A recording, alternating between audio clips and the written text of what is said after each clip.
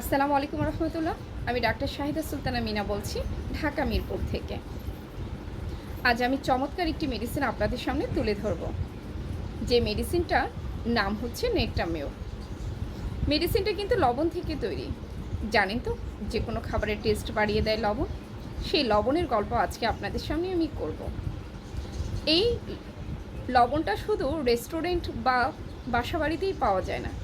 এই লবণটাকে একটু পরীক্ষা নিরীক্ষা করে একটা সুন্দর নাম দেওয়া হয়েছে, যার নাম হচ্ছে নেট্টামিওর। এই নেট্টামিওর মেডিসিনটা এখন প্রত্যেকটা চেম্বারে অবস্থান করছে এবং প্রত্যেকটা ডাক্তার বাবুদের কাছে পৌঁছে গিয়েছে এই মেডিসিন। জানেন তো, নেট্টামিওরের যতগুলো রুগী আছে, প্রত্যেকটা রুগী লবণ খেতে দারুণ পছন্দ করে।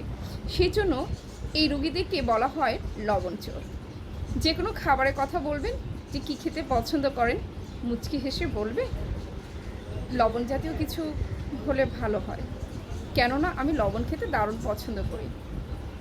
কিছু ছেলে মেয়ে যখন স্কুলের উদ্দেশ্যে রওনা হয়, তখন বলে আমার বেশ মাথা ব্যথা করছে।